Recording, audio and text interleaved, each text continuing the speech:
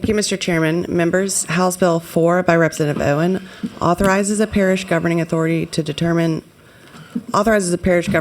or the electors of the parish to determine whether Class 6 carbon dioxide injection wells may be permitted within a parish. Thank you, Ms. Stalder. Representative Owen, good morning. Welcome to the House Natural Resources Committee. We're glad to have you here. Thank you, Mr. Chairman. Good to see all of you this morning, members. It's an honor to be with you, and I'm joined at the table today by two folks who will be presenting, and a third will be here briefly. We're going to step through as quickly as we can because I know there's a lot to do. A lot of this has already been talked about, and you all have read a lot about this, but these are important folks. This is Mr. John West. He is a neighbor of mine from Vernon Parish. He is a retired infantryman from the Army, and he is an environmental scientist and has been working as an environmental scientist for 13 years. This is Miss Renee Savant. She represents 4 parishes who formed what's known as the CO2 Alliance some months back. The third will be Mr. Brad LeBlanc, who is a geologist. Are you ready, Mr. Chairman? Okay, ma'am, if you could, I'm going to put my slide up. As I am getting started, members, I want to say one thing to everybody here, to the media, to everyone in this room. As Mark Twain said, the rumors of my death have been greatly exaggerated. My intentions have been greatly exaggerated. I am not trying to kill carbon capture. Someone a very high spot asked me the other day, said, what are you going to do if you kill carbon capture? I ain't trying to kill carbon capture. I'm not trying to kill utilization or storage or sequestration. That is not my intent. As Senator Reese said, I've been forced to dig into things and to learn things. I didn't know anything about enhanced oil recovery. I had no idea. Slideshow. Slideshow up at the top. Oh, slideshow. Up at the top. All the way up to the. No, from the beginning all the way to the left. All the way to the left. From the beginning. Okay. All right. Enhanced oil recovery is important. We've done it for years. It's helped our oil industry. I understand it. It's a good thing. We capture carbon for food, for industrial products. So please don't think Chuck is here trying to kill off carbon capture. I am simply here trying to have a discussion with you guys about something that is called subsidiarity. I'm not a scientist. I'm a civics guy. And the issue of federalism is very, very important to me. And I thought I was talking about federalism, but the right word is home rule or subsidiarity, as we talk about in Louisiana. We hold our authorities in our parishes very high. And I put this map on there to show y'all where Vernon Parish is. Since I've been down here, oftentimes I have people, they say, where are you from? Vernon Parish. Well, where's that at? It's a long way from here. And then I tell them I'm from Leesville, and they say, oh, that's down by Houma? And I say, no, that's Leeville. And they said, that's where the pies are? And I said, no, that's Lee's in LeCount. I am from Leesville, kind of right where you see Vernon. And I put that map up there to show y'all that in the 70s and 80s and into the middle 90s, that blue dot was about the only place you could get a drink of liquor between Lake Charles and Shreveport. We have a belief in this state that parishes know what they're doing. For years and years and years, you couldn't get a drink of alcohol in Beauregard, just to the south of us, until the mid-90s. It was only until 2023 where the people of Beauregard said, okay, we're going to go parish-wide. And it was through the 90s and 00s that DeSoto and Sabine also adopted it. We believe in the authorities of our parishes. We do that with lots of different things. This is what we do in Louisiana. We have gambling and video poker. We let people decide their business operating hours. Of course, hemp and cannabis, we've had those discussions before. Fireworks sales, all sorts of things we do in this state inside of business activities to allow local authorities to decide what business operates at home. Oddly enough, we also do it inside public service and utility types of things. I didn't know until last week that you can, at the parish level, decide how much fluoride you have in your water. There's a great debate going on in the Senate right now. And at this very moment, at the parish level, with 15% of the citizens, they can bring a petition to have an election to decide on fluoride in water. So I said all that to say this. Ma'am, if you can turn my slide off, I'd appreciate it. We'll just go from there. I am not here to adjudicate carbon capture. I am not. I wish I had 3 more wishes. But I wish I had known this debate was going on when the state was considering it, because there's a lot of info here. There's a lot of reasons to do it. There's a lot of reasons not to do it. But as far as sequestering it in parishes, my firm belief is that we need to allow our citizens, our parish officials, to make these decisions for themselves. And that's really what I'm here for. I come from a unique parish. I will tell you more about it as we go on. But that's what I'm bringing to you all, is a chance at the local level, whatever parish. Look, and I am not I'm not going to be against any parish who wants it. Chairman Boriak and Senator Hinkston says they want this in Cameron and in Vermilion, all they can take. And that's awesome. Representative Reiser said they want it in his parish. That's terrific. And they may want it where I live. They may want it in Beauregard. I've had some wonderful presentations by these brilliant people behind me in recent months. They've had me in rooms. They've shown me the safety. LED has talked to me about the important economic impact this could bring to our state. I want my parishes, your parishes, to be able to look these folks in the eyes and go, okay, I believe that. Okay, I believe that, and I'll take your $40 million. Or they told me that the capital expenditures that were going to come to Vernon Parish could be $270 million to put those 6 passive wells in. Okay? Come convince that to the police jury. And my bill, House Bill 4, says the police jury or the parish president will get to say first. If the citizens don't agree with them, let's say they don't want it. Let's say the police jury of Vernon Parish doesn't want it, or Cameron doesn't want it. And the citizens go, we want that money. Let's call an election. To take this down to the lowest level of democracy possible. That's what I want to do here. It may go over in every state, may go over in every parish. Chuck is not trying to kill it. I just want our citizens to have a voice. That is it. So I'm going to turn the mic over to Mr. John West. That's okay right now. Thank you, Representative Owen. Mr. Chairman, committee members, as Representative Owen mentioned, I'm a retired infantryman of 20 years. I have a degree in environmental management with 13 years of experience at both the state and federal level, dealing with compliance from everything from hazardous waste management through longleaf pine ecosystem, Clean Water Act, Clean Air Act, and everything else you can imagine, including our friend, the red-cockaded woodpecker. First and foremost, like many in this room, I do also support oil and gas. I do support industry. But this is not necessary, and it is not for the good of the people. In life, individuals, collectively or as individuals, choose a path. For me, that path took me and my family around the world to many locations, including multiple combat tours in Iraq and Afghanistan. That was just me, not my family. I went on those alone. That path ended in November of 2012 when my family and I chose Vernon Parish as home. We chose here because it's a slower paced lifestyle, tight-knit communities, and a rural setting that was absent from large industrial processes and influences. We fear that all this will be taken away from us and replaced with dangerous CO2 pipelines, wellheads, large tracts of clear lands, and all that for the almighty dollar. I'd be remiss if I didn't give some environmental reasoning behind my basis. You see, it is fact that the level of carbon dioxide has increased in our atmosphere. Starting at the mid-set of the mid-1800s at the Second Industrial Revolution, it was about 0.04%. Currently, it sits just shy of 0.06%. Some will argue that it's because of industrial processes, use of fossil fuels, while others will argue that it's nothing more than the Earth's natural cycles. One nation, let alone a state or a state, can solve this problem if it is indeed a problem.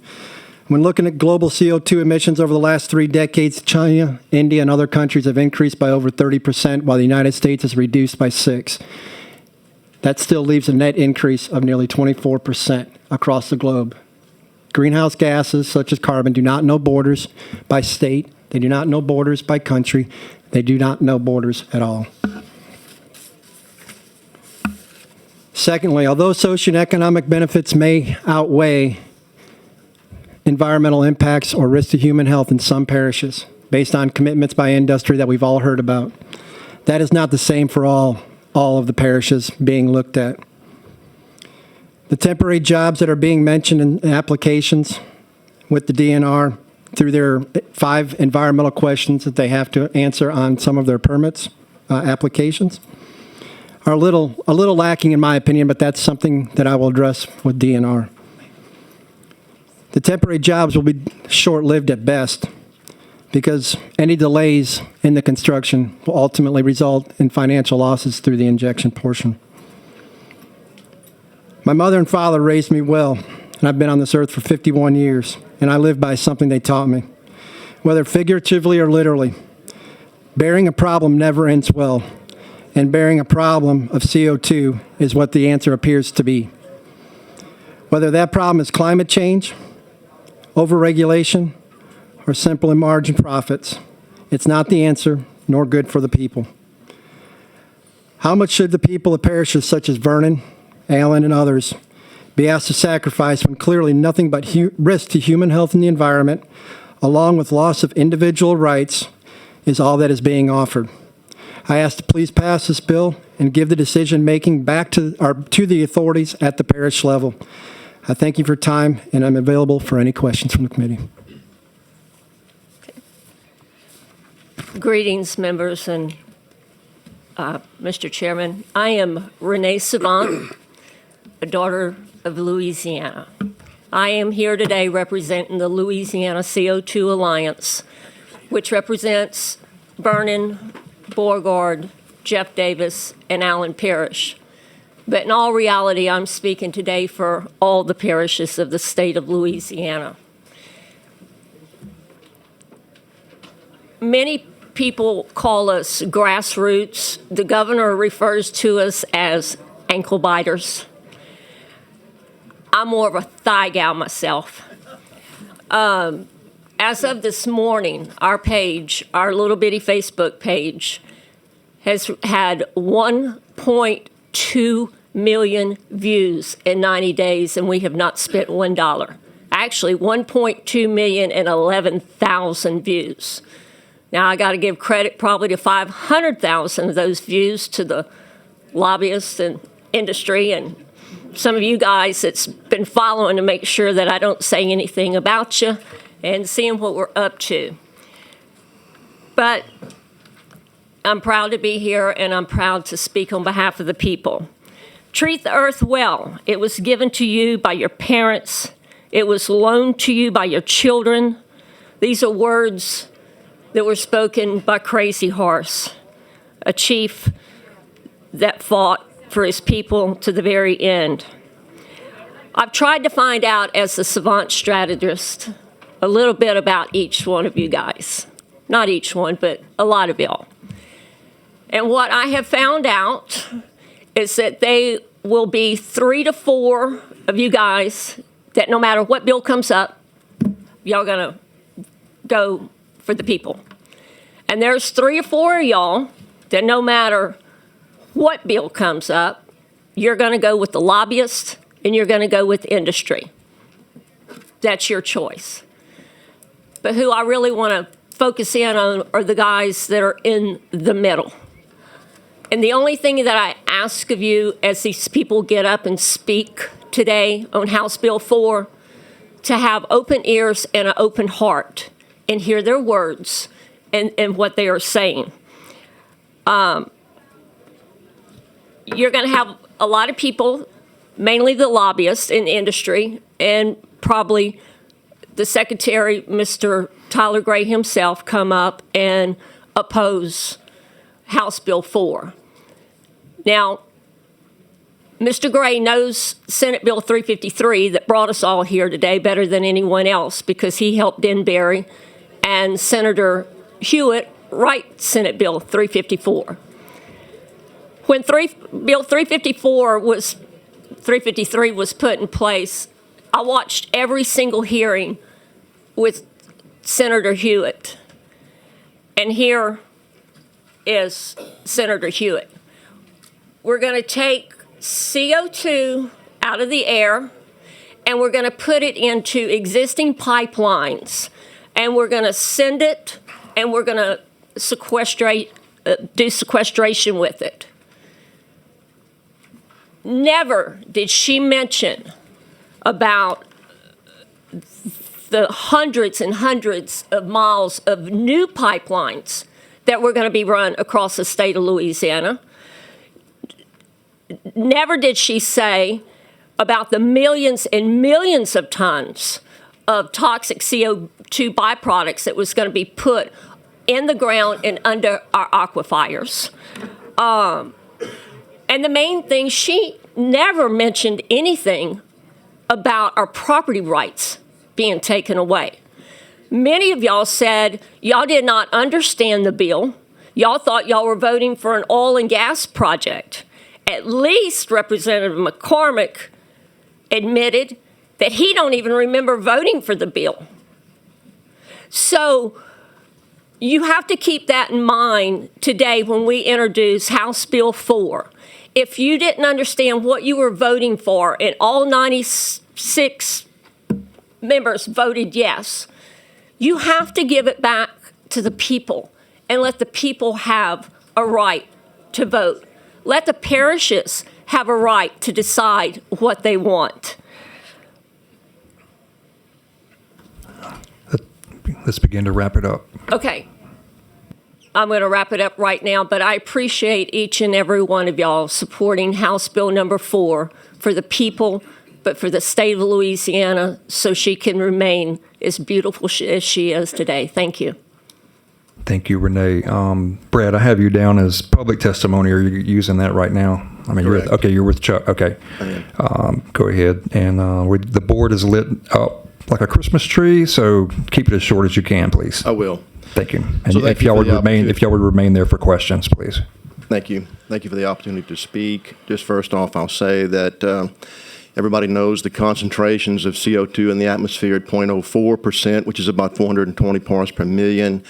But not many people may recognize that mankind's contribution of that is only 10%. Some people call it 3%, depending upon who's counting. So now we're talking about controlling not 0.04%, but 0.004%. That's what we're talking about here today, okay?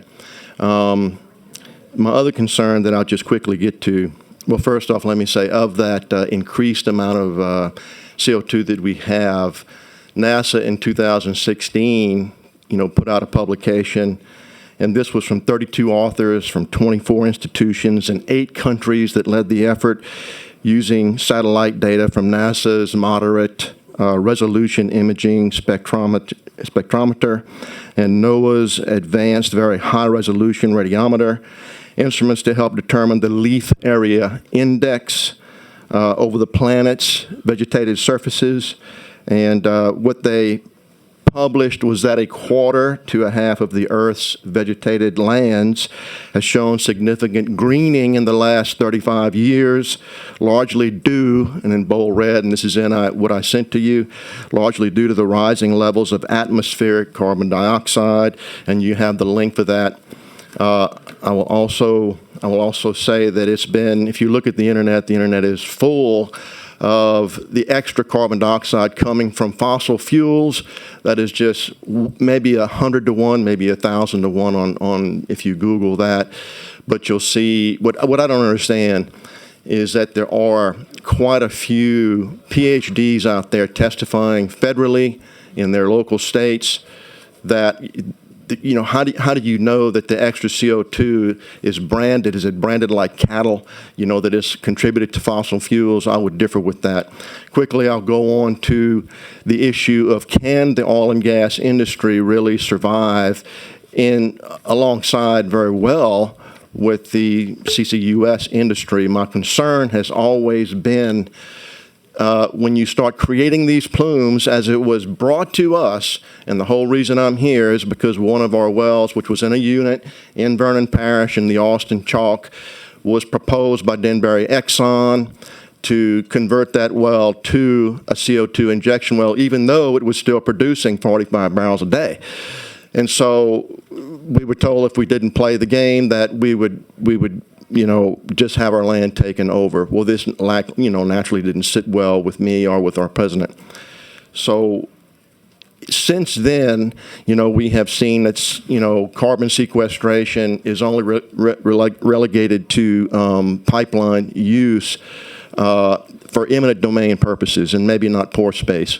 Well, that's fine, but I still have this issue of not only stranded minerals, but also of just the creation of these so-called plumes or reservoirs, which to me are not reservoirs at all, because a reservoir has a defined boundary.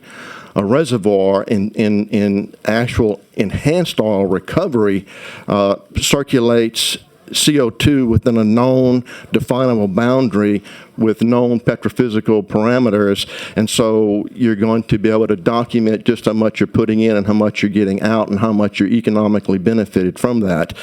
Whereas CCUS is injecting large volumes of CO2 into unknown boundaries of sand deposits situated over monoclinal dip, meaning just dip that goes straight up, spread out over thousands of acres with purported unit sizes of 20,000 acres. My concern is that that's a nice display, but it's also been penetrated by numerous wells, and it's also been faulted very much. And I'll be showing that to the Secretary of Energy hopefully pretty soon, that in our case, when you inject this, the CO2 will just travel up dip until it finds its own stopping point. So in your submittal that I gave to you, there's the journal from Petroleum Technology that shows, and you may recognize it if you've seen it, the planned plume size versus the actual plume size post-survey.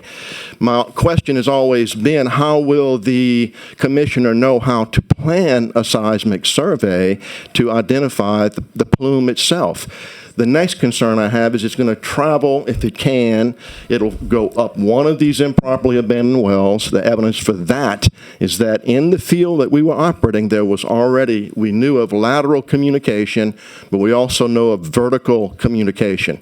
In other words, hunters found where that gases from that field were coming up the backside of the casing and bubbling in the water that was in the cellar around the casing head. All right, Mr. Bragg, can you Can I wrap it up? Yes, sir. Okay, so that is a concern. It will travel, it will go up. My next concern is the grand authority that the commissioner has been given to become an assessor of mineral values. We would want to speak against that. The oil and gas industry is the best evaluator of remaining reservoir life and value, and so we would hope to always be brought to that table and not be just overrun by the commissioner on that. All right. Thank you, Mr. Brad. Okay, everyone, here's where we are. We have 20 public comment cards wishing to speak. We have 8 people in queue, and we haven't gotten to the opposition yet. So we're going to stay on point. Today's bill, House Bill 4, is about local option. Let's stay on message. Committee members, please, as we're asking questions, we're talking about local option. Let's don't go down the rabbit hole. We have all day to talk about carbon capture on numerous other bills. So let's try to stay on message. And one thing, Ms. Renee, thank you for your testimony, but Secretary Gray cannot speak in opposition or against. He would have to do a white card for information only if he comes to the I like the way table. you always correct me so politely. All right, so we do have questions. If you three would be willing to take them. Representative Reiser for a question. Thank you, Mr. Chairman. Representative Doan, highest degree of respect and your passion as the senator spoke earlier. My concern when we do it, and I was very well versed and was in the Senate with Senator Hewitt at the time, so I can speak for myself that I knew exactly what I was voting for, and she put an immense amount of time and conversation with us, and respect your opinion, is that when you go this route and you got the 64 parishes and you go, that was a state law. You know, it went into state statute, as Mr. Fauché stated that, and others have stated that they're in the energy sector business. My concern with it to the point is that you're impeding intrastate commerce and then potentially interstate commerce once you do it. You can go where you go you could go, and let's say that I was major opposition, which there's some out there that's got the money to spend. You go to parish till you go straight across the state, and you have killed this industry. So I see it, I'm making more of a statement than anything else rather than asking a question. what my objection would be to it, and can respond to that. But that's my concerns, and I understand where you're at completely and respect that. Thank you, Senator Reiser. And listen, this is simply about the injection well. We're not talking about pipelines or anything. Understand pipelines are controlled in law, and that's something else we've all learned as we've been here. A pipeline is a pipeline, and it's controlled in law. You want to run pipeline across the parish, that's another discussion. But the injection well is the issue. And if they want to, I don't see how it would impede interstate commerce, but I see your point. I guess if all the parishes across northern Louisiana did it, it might. Correct, and that's my point. It could go that, and that's respect to yours. And when you have a Class 6, I'll continue. My concerns is you have Class 6, and I don't know. Maybe the presumption back when we went from the horse-drawn carriage to the automobile, there might have been those that had the same concern about oil and gas drilling. So I've seen legislation through the years, and this will perpetually go on into long after we're here, that the fact somebody comes back and says, adds it to a Class 2 well, says we're going to do on drilling, and that's someone that has the same amount of passion that's against oil and gas could be right here if this statute was to pass, and you hear it all the time. Members, we hear that. We're simply amending this, something that's already done in law, and we're going to do the local option on drilling, on whether it be for natural gas or whether it be for oil itself, or whether it be for lithium or whatever it might be, the things we having, and that's just my personal opinion, and that's where I'm at. And what worries me, and we'll repeat this all day long, is I have never been convinced as to how burying carbon is tied to the oil and gas industry. This is collected waste. I don't know if y'all saw the LPB program last week, but they want to put capture machines on the side of ammonia plants and capture waste and bury waste. I think DEQ ought to be in charge of this and not DENR. Now, if they're going in at a specific storage facility where they're going to get it out, that's one thing. But Sharon Hewitt and Commissioner Coson said, we're going to put these in abandoned oil fields. We ain't got any of those in Vernon Parish. I don't know where they're putting this. We don't have any of those. And so that's what, I got 2 police jury members here. That's what they're concerned with. We were told these are going in abandoned oil caverns. We don't have those. So, I'm waiting for someone to explain to me how this is tied to the energy sector. It will give money to the energy sector, and I get that because people like us never got rid of coastal legacy lawsuits, and these guys are bleeding to death. Chevron, everybody's getting beat to death because of the lawsuits. And I understand them needing the money. So, but I appreciate your point, Senator. And Representative Landry is addressing in separate legislation on that. Yes, sir. How is, I'm continuing mine, how is it addressed in the energy sector? I'll use mine in my own parish, and thank you being respectful on mine, is that we're renewable fuel. So you have the renewable fuel, and part of the component of that is we produce that. We're producing energy, and you can debate that whether back and forth whether that's even a good project. As far as doing that, but we're using the credits to that, which is tied back to the actual energy sector. I've heard of those, Representative Reiser. I think they're wonderful ideas. We need somewhere we live. They take the pine trees, they burn the pine trees, Correct. They create the energy, they sell the energy, and then they got to do something with the carbon. Correct. There's plenty of places to do things with the carbon in the state that want it. And I say all that respectfully. Yes, sir. Thank you. Thank you, Mr. Chairman. Thank you, Representative, former Senator Reiser. Representative Mack for a question. Thank you, Mr. Chair. Rep. Owens, I just want to let you know it's a pleasure and an honor to work with you. I want to say that I served in local government for 8 years. I think they're perfectly capable of making good business decisions. I think that they have a very close relationship with the people that they serve, and I think that the local government and the people of the parish should have the right to decide. So I wanted to beat my committee members to the punch. I wanted at the appropriate time to make the motion to move this bill favorable. So. Thank you, Representative Mack. We'll hold that motion. And we'll try to remember 2 hours from now that you made it. 5 minutes, 10 minutes, it'll be over quick. All right, Representative Coates for a question. Okay. Thank you, Mr. Chairman. Thank you, Representative Owen. you know, we back home have had a lot of opposition to the carbon capture for Lake Maurepas. Lake Maurepas is owned by the people, you know, and it's been very frustrating also to those people that make a living, recreate, you know, and love that lake, and seeing any kind of damaging impacts to it. But your bill doesn't actually help us. So I would like to present an amendment that it would keep the local government in there, but if there are multiple parishes that are involved, that it would go to a vote of the people after, depending on, or can I have this read in and then we can discuss it?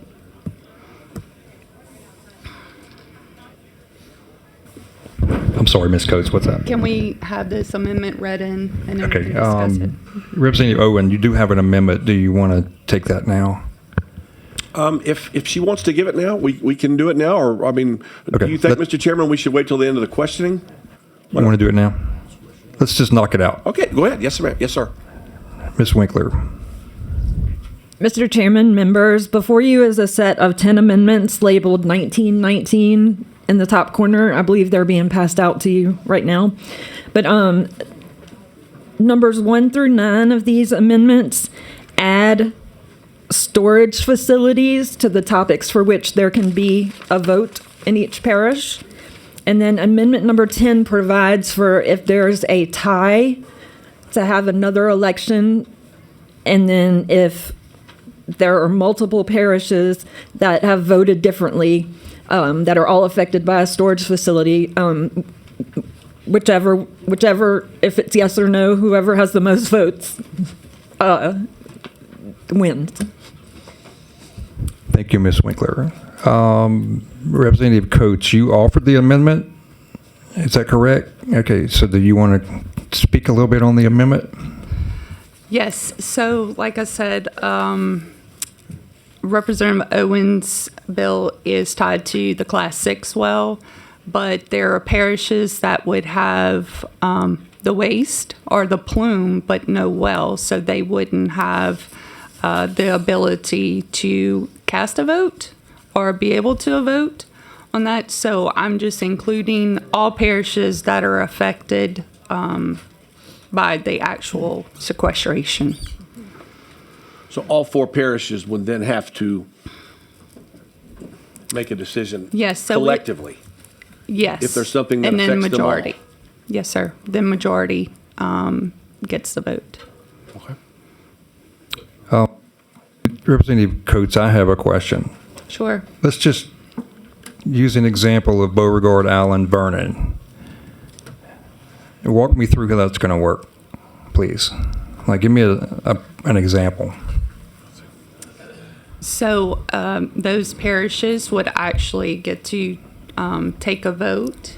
And if it's 3 of them and 2 vote yes, then it would move forward. If there's 2 votes no, then it wouldn't.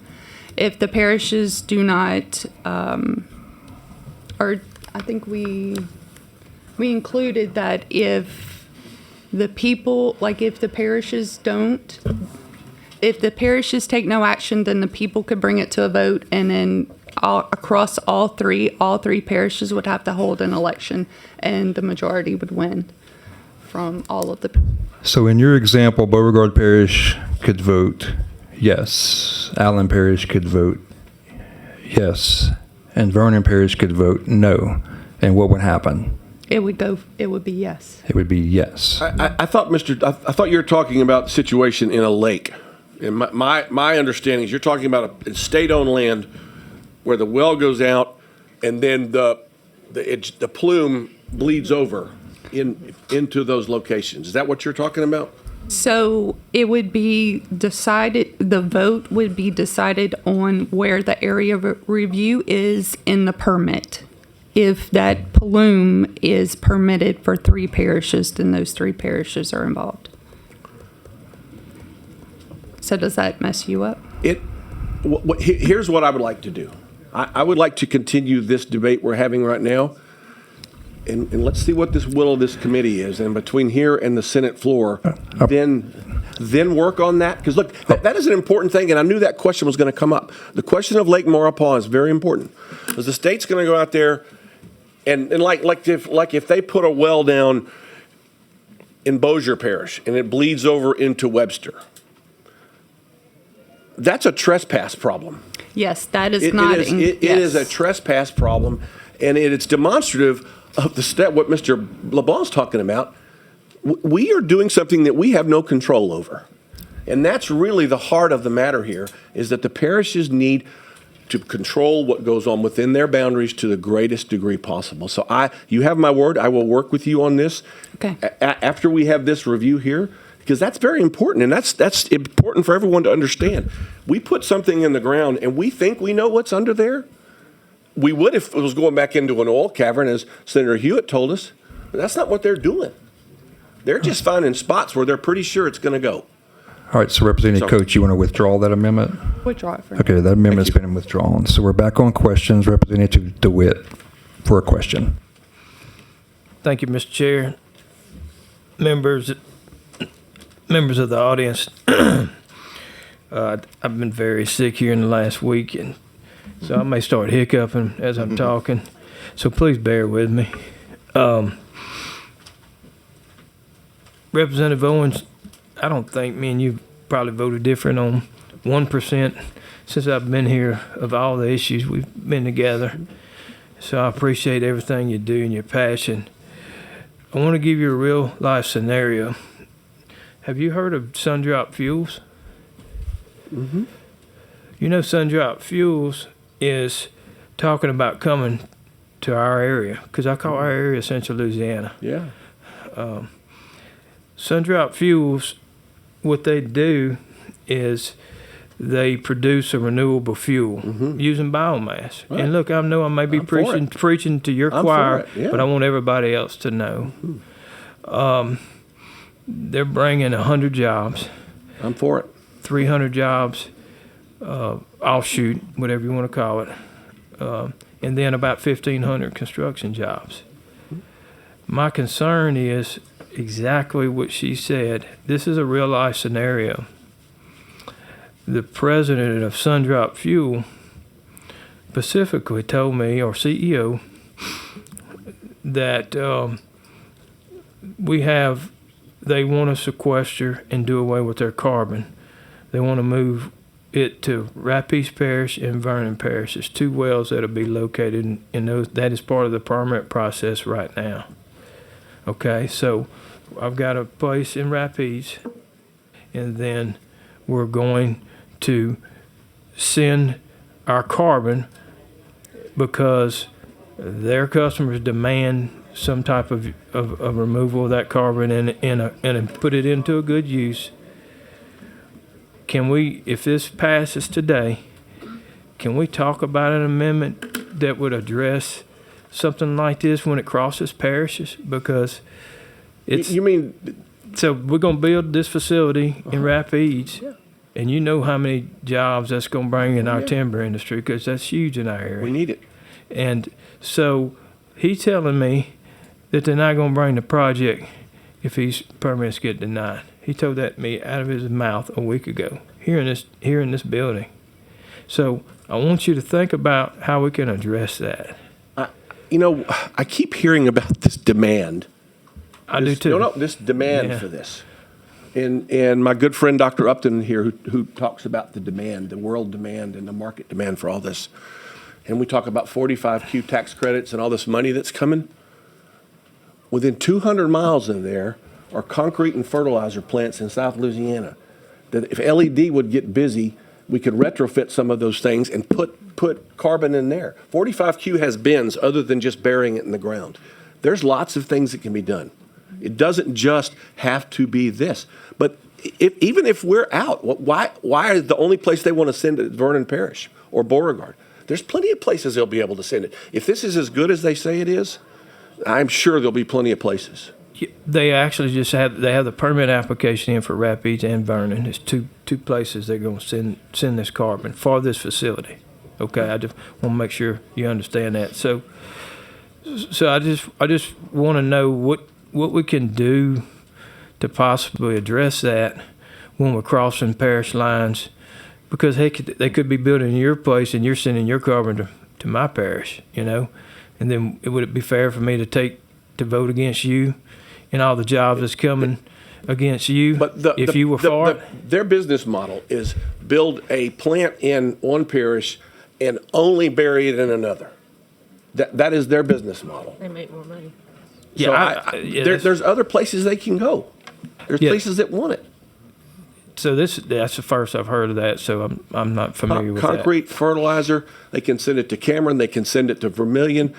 All sorts of places may want it, and Vernon may want it if our people get a chance to have it sold to them as opposed to dictated.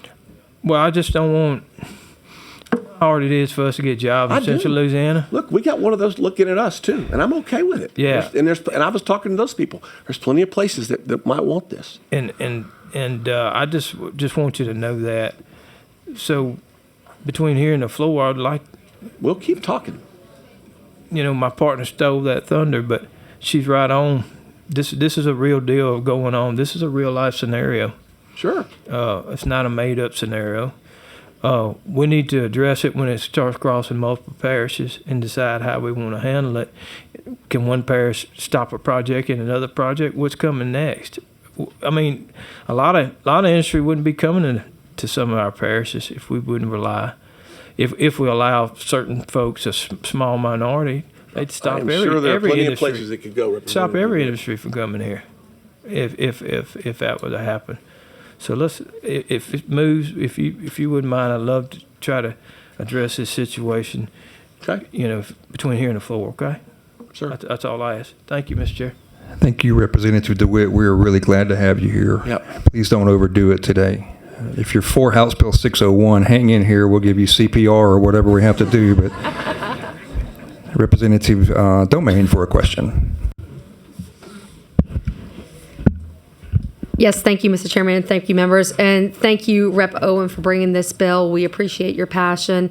And all of my questions are coming from love and, with all due respect, I want some clarity kind of what you're doing with your bill, right? Mm-hmm. And your bill specifically related to the injection wells and the parishes having the ability to opt in or opt out. Is that correct? Mm-hmm. Okay. It has nothing to do with pipelines. Is that correct? My bill has nothing to do with pipelines. All right. Thank you for that clarity. I appreciate this.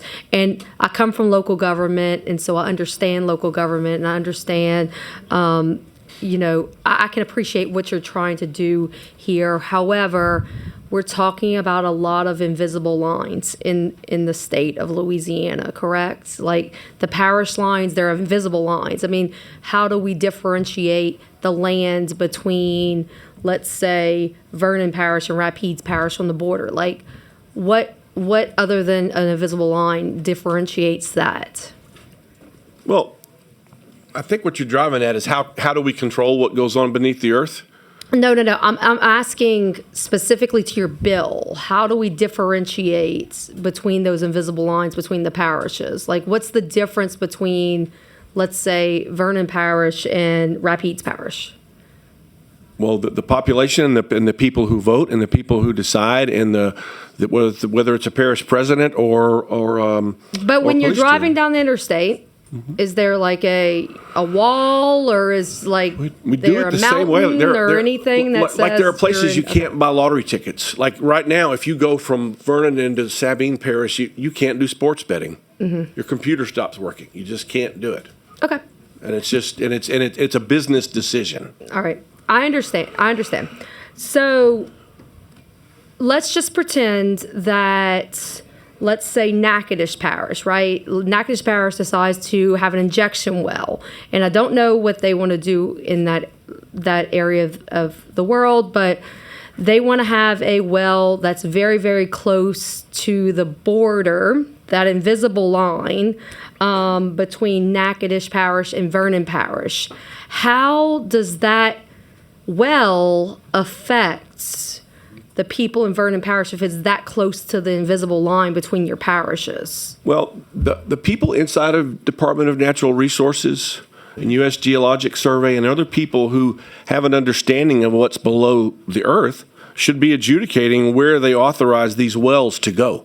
And as Mr. LeBlanc puts, that a lot of times you don't have full understanding, which is kind of the danger. That's what kind of has a lot of us alarmed. So would it be fair to say that if your bill passes, that you would hope that they would move these wells further away from the visible lines so that they're not affecting your parish? I don't know that below the ground they're not invisible lines, but below the ground, the U.S. Geologic Survey and the Department of Natural Resources, they claim to have a pretty good understanding of it. I don't know that I believe it fully, but that's their due out to say, okay, then we're going to do that there. We see that's where it goes. That will be safely contained there, just as Senator Hewitt told us these would do inside of abandoned oil fields. Okay. I appreciate your response. So a well that's in Texas, that's close to the border between Vernon and Texas, right? So there's a well in Texas, and it's really, really close to Louisiana. How does that affect Vernon Parish? An oil well or a CO2 well? A CO2, yeah, injection well. Interestingly, you should bring Texas up. In all of your packages, you should have a letter from the Texas Railroad Commissioner, Wayne Christian. There's 3 railroad commissioners in Texas. They are like public service commissioners, only 3 of them. And he tells us straight up, Texas is not sold into this. That myth keeps being told as well. Texas has not gone into this. So a better example might be Arkansas. But just so you know, Texas is not full throttle into this. I think it also would come back to a trespass issue. If the state of Louisiana doesn't want this, or a parish doesn't want this, then that would become an adjudication between that parish and the state of Texas. Okay. Or Arkansas. It won't be happening in Texas. Okay, but there's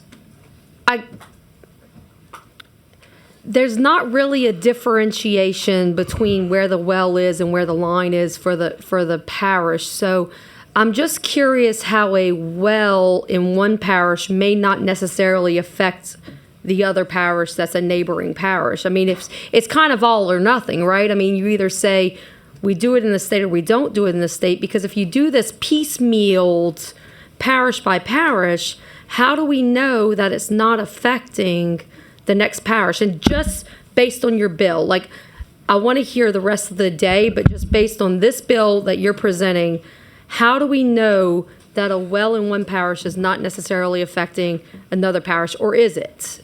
Well, hopefully the Department of Natural Resources does their homework and knows that, and won't go down that path of permitting something that creates a trespass or a hazard from one place to the next. That's what I hope. Okay.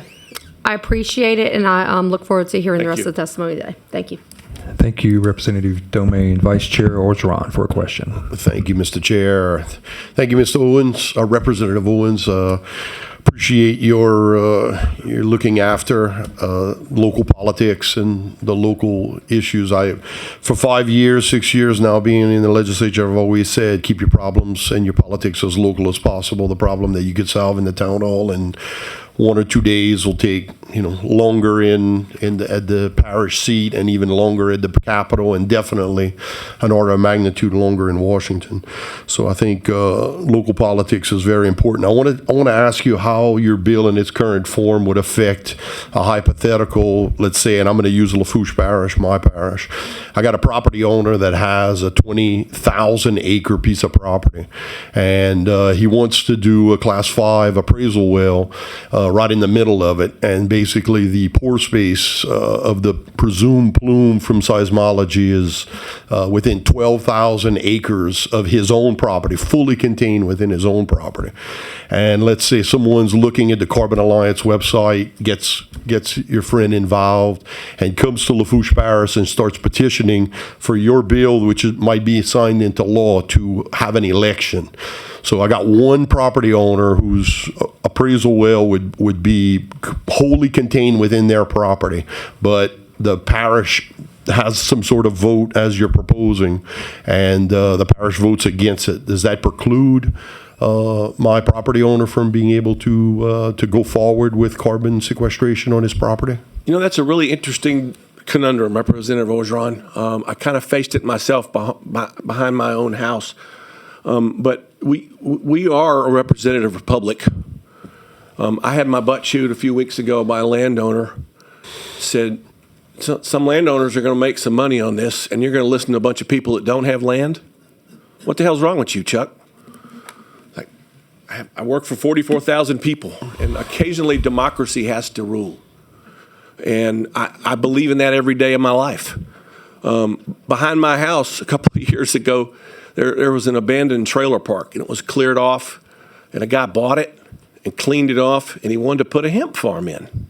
This body put hemp farms in, and he couldn't get it past the city.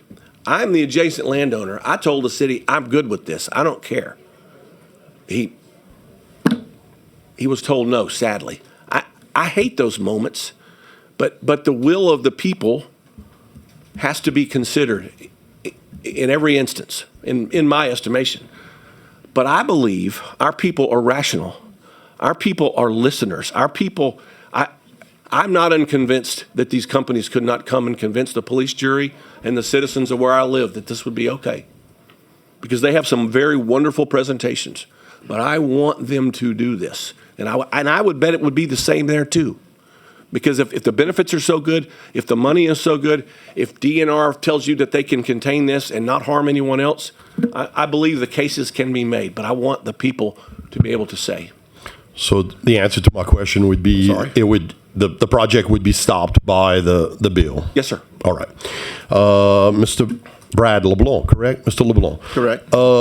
In your testimony, you seem to give an example where if we're going after hydrocarbons, be it gas or oil, we're able to determine explicitly the perimeter of the area within the pore structure that we're able to get it from. But if we're injecting carbon dioxide, that we're not, we don't know where it's going to go. I would like you to elaborate on what in seismology, geomorphology that you're alluding to, that if there are hydrocarbons in the pore space, you could definitively tell the boundary, but if it's just some unfilled pore space, you have no idea where seals, leaks.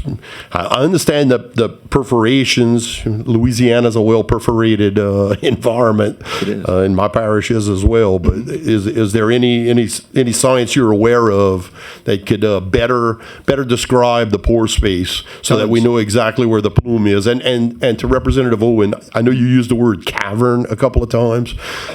No hydrocarbons are in any open space. In the biggest cavern is probably the size of a marble maybe, because everything is in rock, and in a porous permeable rock is where hydrocarbons are stored. So continue, sir. Okay. Thank you. No, listen, when we find oil and gas, it is representative of a hydrocarbon trap. In other words, it hasn't gone anywhere else. You know that the oil that has migrated into those sands has found a stopping point. Correct. And that stopping point is generally on structure. Maybe it's a four-way structure or a three-way structure against the fault, or it may be stratigraphically trapped. It may be in limestone or sand. Or a salt dome. Shell. Or it might be sands along a salt dome. So once you submit that, and often it's submitted to the Conservation Commission, various geological, geophysical types will get up and give their evidence for the boundaries of that reservoir, and a unit is created specific to that reservoir. Sometimes it is a geological unit defined by the geological boundaries. Other times it is just a geographical unit, maybe a square or a rectangle. But in any case, it's got defined boundaries, and the oil and gas industry knows that those boundaries, if they're supported seismically by amplitude, various algorithms of amplitude or seismic data, will show exactly the limits of that boundary, and the sand thickness, and the petrophysical qualities of the sand, how much porosity, how much permeability it has, and therefore the recovery factor. So you will know all of that, and all of that will be discussed and presented to the Conservation Commissioner. But the way Denbury Exxon was presenting it to us was that they were going to inject into an 8,540-foot vertical section of alternating sands and shales. Now, in that case, I have mapped that since our last meeting in February. 8,500 is just the depth where it's at, not the In other vertical words, height strata of in- that strata, in as the that- depth of where it would be. Right. In that case, there's no provable trap.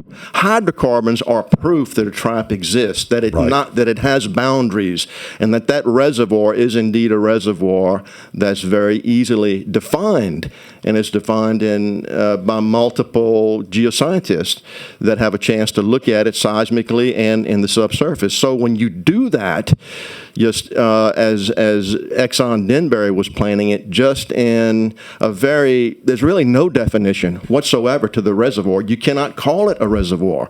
You can't call it a reservoir until it's found stopping points. Right. And you won't know what those stopping points are because they'll just travel.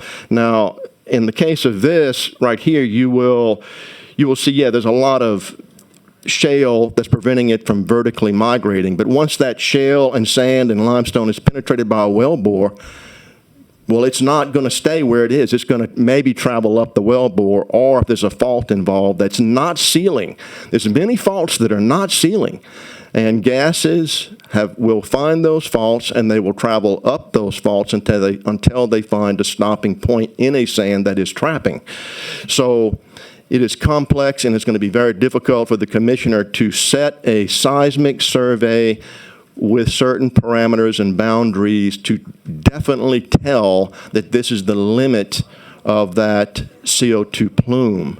You can call it a plume because maybe until it is really has found a stopping point.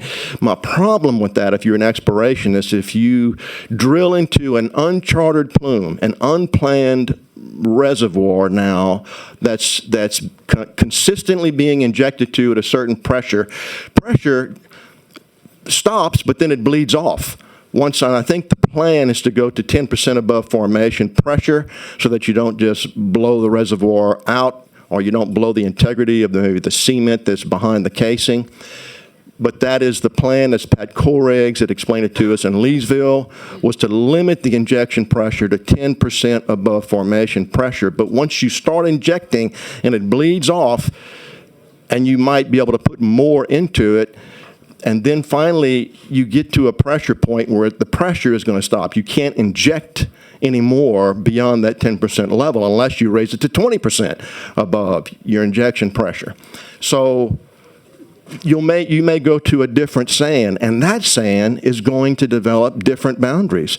The sand above is not going to have the same boundaries as the sand below. So what Denbury Exxon was proposing was to use the entire 8,500 feet of zone of sands to inject into, which to me, just a little bit of foresight, you'll be able to see that that's going to create an uncharted plume. So any further drilling into that plume, Noble Energy did a study offshore, just how those plumes, when CO2 enters a borehole, it's colorless, it's odorless.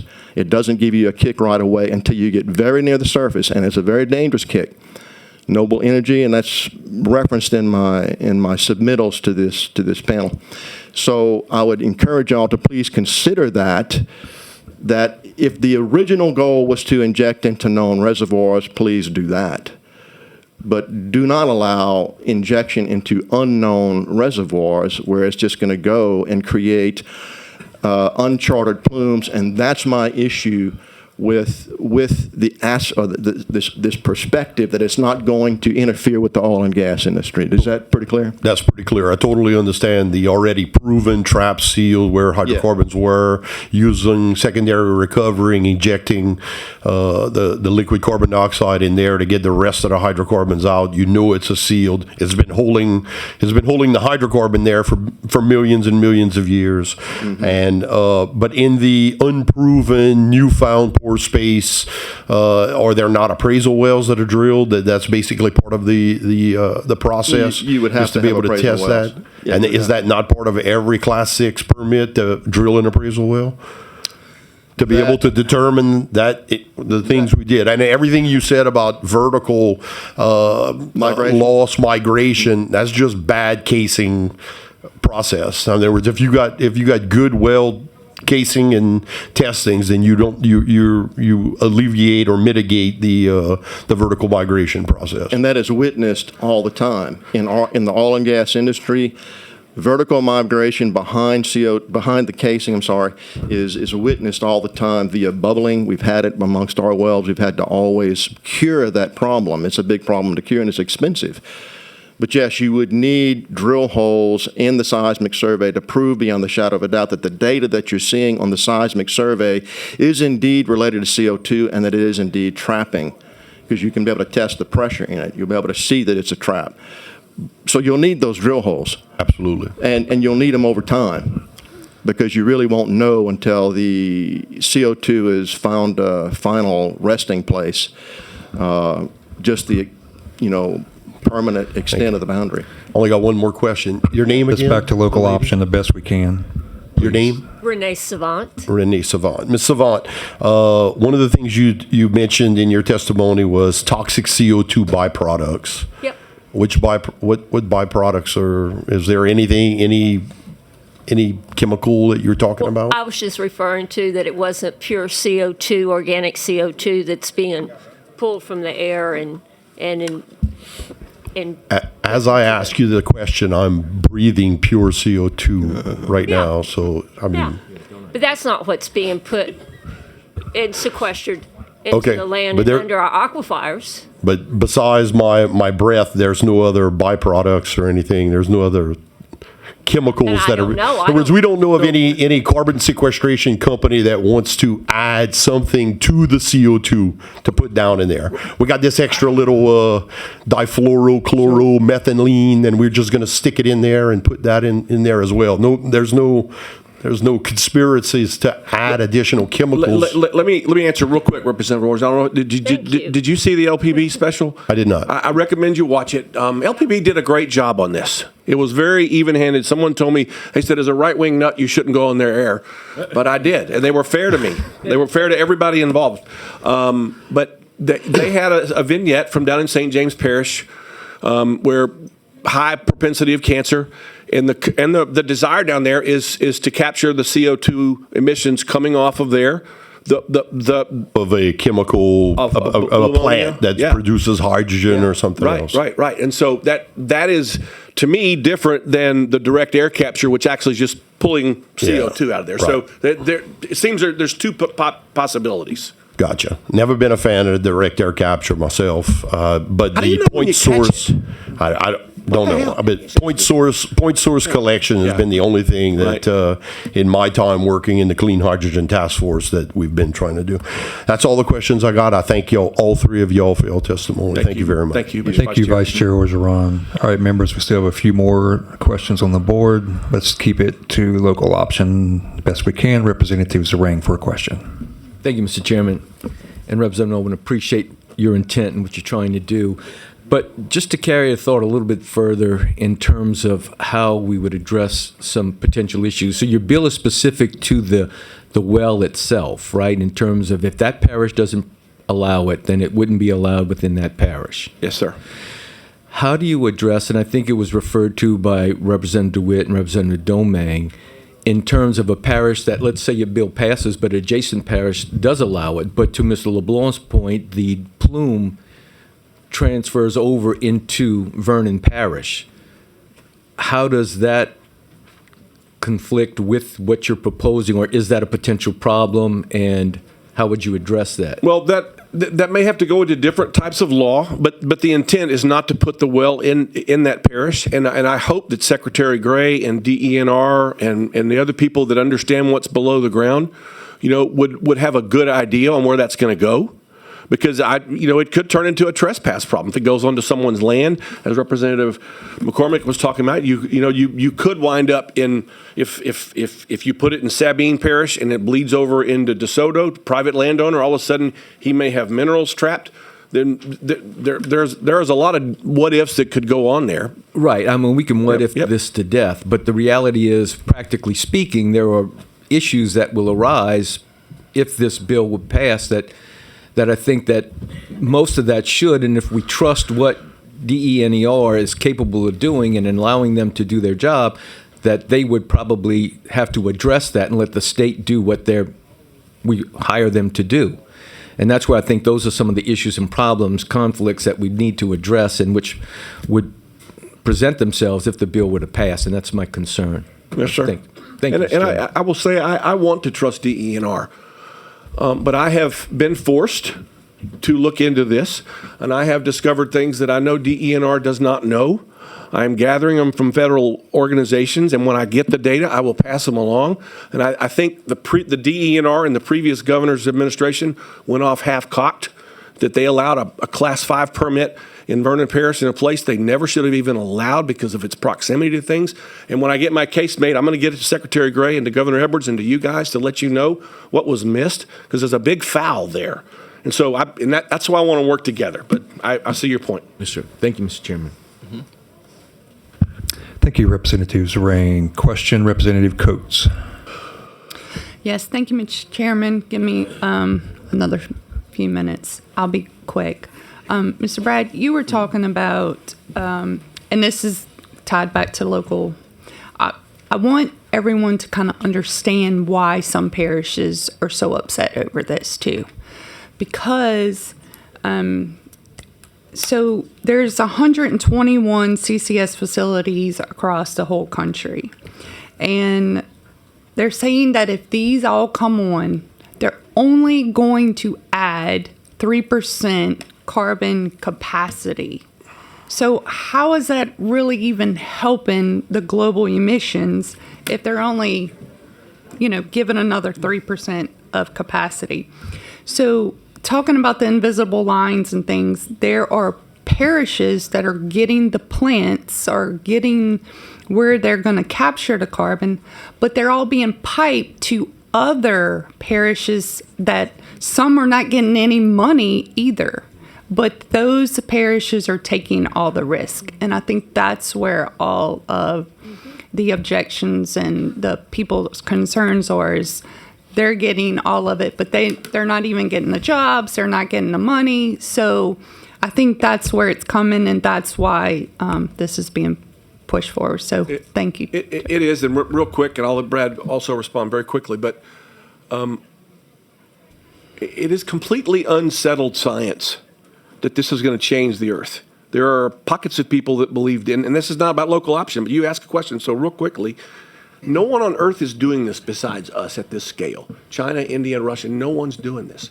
We're doing this to make ourselves feel better and to ostensibly meet world market demands that I can't find. I'm looking. All y'all should know, last year the United States signed a long-term LNG deal with Germany, and sequestration's not anywhere in there. Many countries don't care about this. Some may, but it's bewildering why we're doing it. So someone asked me too one day recently, said, well, why don't the places where they're capturing a carbon, why don't they just stick it in the ground where they captured it and be done with it? Yeah. So there's lots of what ifs we can do here. And I deeply have great trust in, and a lot of y'all have been local officials, and I know y'all know what goes on in your parish. I'll tell real quick about Stephen Coonan just briefly. Well, Professor Stephen Coonan, New York University, wrote the book Unsettled, 2019 publication, he was an energy advisor under Barack Obama. He's still a professor, New York University. I've encouraged you to get that book and please read it. It is not too complicated for the average person to read, but it is an eye-opening book.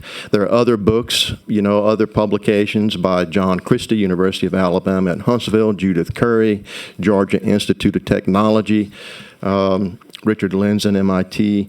All of these very smart men, if you study them, as I have for the last 15 years, you will get the impression directly that the 10%, so say, of the CO2 contribution that we have is a very small contribution. And so I don't see how the direct air capture, I just don't see that it's even going to be effective, because the Earth has its own means of replenishing its own CO2.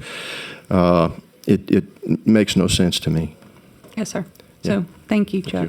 All right, thank you. We have 2 questions remaining, and then we're going to ask you to yield the table. Yes, sir. Representative McCormick for a question. Thank you, Mr. Chairman. Representative Owens, got a question for you. Oh, and no S. We could not afford 5 letters. Do you think in the local option that the locals may try to figure out what the public benefit is? I would hope so. What have and everything that we've been through, have you figured out what the public benefit is? Has anybody made that case? That is an evolving discussion. LED came to me last week. I asked them 2 months ago for what the investment would be in my parish, and they did a good job. They took about 2 months, and they came up with a template of the amount of capital investment, the tax revenue that would be in about 16 different parishes. They still owe me some more data, and so this is the kind of thing that they need to share with the public to explain. Here's what this might mean. How many projects have we seen announced in the state, and we were told how many jobs and how much money it was going to bring, and then it didn't even materialize? Have you seen that happen since it's in your tenure? It happened repeatedly for the last 8 years. Yeah, that's my concern. You know, we're told about the jobs, but has anybody come to you and said, I guarantee you this many jobs in your parish, and they're going to pay this much money? No. Have they come to you and said, I guarantee you you're going to get this much money, I'm going to put it in a contract, we're going to sign it, we're going to give it to your officials? Have you seen any of that? Not yet. You know, what? And to my lobbyist friends, the only money I've seen spent really is on lobbyists, and I don't say this jokingly. I mean, a couple of years ago, it come out in the paper that this industry had hired 49 different lobbyists to lobby this. So that's the only, capital expenditures that I've actually seen so far. You do a great job researching. We're roommates, and I just fly by the seat of my pants, and you research everything to the nth degree, and I appreciate that. I mean, you're ex-military, isn't that correct? Yes, sir. And you did intelligence in the military, is that correct? I did. And you did research. A lot of research. And when you did research, lives depended on the outcome of your research. It wasn't just, like you said, fly by the seat of your pants. It was extremely important. It was not a hobby, no. Exactly. And haven't you done the research of the different countries have you found any proof that they're demanding this low carbon footprint, natural gas or whatever it may be? Have you found any evidence of that? I have found, I would say, tangential discussions of them wanting low carbon, but I have not found anyone that says there's 100% demand that we bury carbon. Some of them may say they want things to do with carbon, which took me down the path of what are our other options? Why do we have to bury it? And then the answer becomes, because that's the most cost-effective means. And so here's what that means to me. That means I'm driving down the road. It's more cost-effective for me to throw my Coke can out than to pull over and to find a recycle bin to put it in. I know you've looked back at the tapes when Senator Hewitt brought her bill. I've got the tape right here if anybody wants to see it. I would love to see that. At some point in time in the debate today, I actually on your Facebook page seen it when it come across the House floor, and the whole debate lasted about a minute, and the minute that's was right here too. And it was.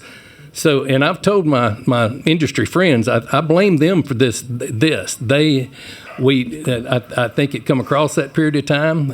We actually, I don't think, like we mentioned earlier, I don't even remember voting for the bill. And some people just took their word that it was going to be a good deal, right? And we've created this law now, and now we're chasing it, trying to keep up with it. And all you're wanting, my understanding in this bill, is to let the locals weigh in after they actually do the research to decide whether they think it should to be refresh in for their the people parish. that weren't here and for my colleagues that were here 5 years ago, it was the middle of COVID. Everything was pandemonium and pandemic. Everything was terrible. Oil and gas has been beat to death for the course of the last 20 years here because of Coastal and Legacy. We were told this will help oil and gas. I had notes from Tommy Fauche's organization, from Lamoga, from Logra, from Lobby. Everybody you can imagine, NFIB, everybody in the world said, support this, Chuck. I don't have that at home. That's like asking me to support a sugarcane farmer. I don't have that either. I've read the bill. There's nothing in there about carbonic acid. There's nothing in here about these rules that process out or class 4s. And once all this was promulgated, it was like, oh my God, I was mugged. Mm-hmm. I don't think it was belligerent. And look, I've even asked Grok this, and my wife says I shouldn't tell people. I ask artificial intelligence machines. I said, how could I have known this? And it said the only way you could have predicted this 5 years in the future is that if you were in the oil and gas industry and understood enhanced oil recovery. And so it's happened. The cow's out of the gate, but we're trying to keep this as our state needs it, but to allow people to make their own decision. Let me ask you this question, Representative Ovi. Do you trust the people in your district to decide what happens to their private property? Absolutely. I do too. Thank you for your bill. Thank you, Representative McCormick. Representative Carrier for a personal privilege. Yeah. I'd like to introduce my wife. She left the grandkids to come see me today. That's rare, very rare. Hello? Welcome to the committee, Kathy. I have some people from Allen Parish. Would y'all stand up? Welcome to the Capitol. Thank you for being here. Thank you, Representative Carrier.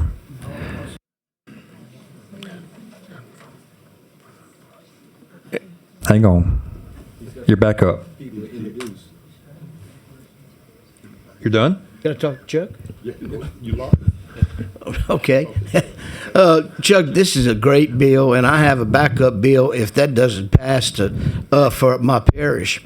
But yeah, you know, we back in the day, I think Robbie Carter, he and I spoke yesterday. He was the only one that was against it. But he voted for this. Yeah, I had to show it to him. Yeah, he voted. Yeah, he didn't believe me either. But we were told exactly what you said. And I've been killed on Facebook because somebody got one of those committee meetings back 2 or 3 years ago and put it on Facebook like it was happening now. And all we've done is try to change everything to help our constituents. And we have fought harder than I've ever done. I've never worked this hard in my life to try to clear this stuff up. And I got banged up pretty good for it. But we're gonna do something, and I hope to God we can let our people vote on it. Thank you, Chuck. And thanks for your hard work. As far as Facebook, I'm going to tell you, I spend all my time on MySpace now, so I don't see any of that. I have a lot to say about Facebook, but I'm going to hold it. Representative DeWitt for a question. Short one, please. Mr. Chair, I would just like to ask if we could have the LED secretary come to the table, please. Yes, we can in just a minute. We got a couple of other agencies that filled out a card that want to come as well. Representative Johnson for a question. Thank you, Mr. Chairman. I was presenting another bill, but I just got to go on record today. Representative Owens, I first want to tell you, you've been a friend of mine, my Louisiana Tech brother. You've often prayed for me many times when I had hard votes to make. And I know everything that you do it with conviction and passion, and you mean well by all. You truly do. As one of the poorest districts in this state, I'm speaking from that perspective of my people. I represent over 6 parishes. That's Concordia Parish, East Carroll, Madison, Tensas, Catahoula, Franklin. And, you know, I want to commend the governor as well. You know, we talk economic development. I'm a big economic development guy because we need it so badly in Louisiana. And this argument I'm going to make today is the same argument for so many bills on this list. I can speak for so many rural people with 6 parishes in central Louisiana, all the way to northeast Louisiana. And I commend the governor because he's putting the truth behind his words, trying to bring economic development to our state. And when I think about the Meta project, I mean, my folks are so happy. They never had a project like that, like, ever. And I know, as I look at some of the data and research, I know those type of projects do not come to this great state like Hyundai. When my good friend Representative Brass is right there with the President Trump, President Hyundai coming to Louisiana, those companies do not come to our great state without their business model, which has a lot of carbon sequestration in it. I'm a person who want to make sure I protect our land, our people. I want to make sure that protecting the waterways, the airways. Want to make sure we're supporting oil and gas. And I see this as the one thing that does bring folks together. I got all folks just supporting this, and it's like they're supporting it because it captures those emissions at the very beginning. And we say, especially a lot of black communities, you see a lot of emissions going into the air, and this capture that right at its essence. So I feel it's also protecting some of those communities. I want to add that when it comes to economic development, and the Meta project that's so close to my district, that's going to change the landscape of our area moving forward forever. Rural places don't get these opportunities, and if your bill which stops going through certain parishes, giving authority back to those local governments. Can you imagine you investing billions of dollars in a project and we're bottlenecking because they got to go through the EPA, the DEQ, got to come to every parish just to get permission? That's going to really bottle up the process. It does not show good faith in business. And I think we've been trying to uniform this carbon sequestration process, and many bills that has been proposed as we promulgate these, we're trying to uniform this so that we can have the highest level minds making these decisions. And I know when it comes to eminent domain, some of those things you guys mentioned, I think, we're trying to get good bills in place to make sure our landowners are compensated properly if that were to occur in some instances. I'm not for eminent domain, but I do know when you get to some of these pipes going through the parishes, you got to make sure that you're able to get the projects done for the betterment of the state. And so again, as a friend, I'm coming to you as someone who has been researching this information and really looking into it. I mean, this is really doing good for Louisiana. It is really bringing jobs to places, your area too, that probably won't never get these projects. We talk about rural economic development over and over again. The big cities, New Orleans and Baton Rouge, they get all the money, they get all the resources. And for the first time in my short history, I'm seeing opportunities, economic development in rural communities. It makes me so happy. And to see your bills as a friend makes me sort of sad, but we got to do our job as legislators. But this is really, I think, a industry-killing bill that you have here. So real quick, thank you for that, and I appreciate your candor. I have dug into that subject. I can find nothing in writing where MEDA confirms that they must bury carbon. They want low carbon options. They want clean energy, which they'll get from oil and gas. And I looked within 30 miles of the MEDA facility. There are three concrete plants in Monroe. Within 170 miles, there's fertilizer plants down on the coast. There's all kind of parishes that want this. I don't believe MEDA would get rid of this if one or two parishes decided we don't want it. I don't believe they would back away. I don't. And I think there's lots of options other than just unilaterally burying it. Yeah. But I appreciate your thought. But we disagree. I think that once they're opting out, then you have 30 and then the industry's dead. And that's why I disagree with you on that. But again, we'll continue the dialogue, and thank you. And thank you, Mr. Chairman. Thank you, Representative Johnson. Representative Landry for a question. Rep. Owens, I appreciate, I watched you put a lot of hard work in this. We had a bunch of times we spent talking about this, and I do have a question being in industry. Been raised in it. My dad was with Texaco since 1966, so my mind thinks a little different when it comes to fears. But I do have a question. I see in your bill it refers to Class 6 wells. Am I missing something on a Class 5, or is that? My understanding, the Class 5 is a test well, right? Correct. They poke the test well Right. and find out if it's suitable, and then you go to Class 6. Okay, that's why I want to make. I moved into Class 6 because we're that far down the trail right now. No, and Louisiana's the only state that actually has where you do the Class 5 before the Class 6. It proves a lot of things that If Mr. they Brad. come back with a good Class 5, then that would give the industry even more reason to go and tell the locals how wonderful this will be. Look, we got a good spot here. We got a good test. That's kind of the reason I didn't pull Class 5 in. No, and I appreciate that. I was just making sure it wasn't in there. And like I said, I think the conversation keeps going on since 2022.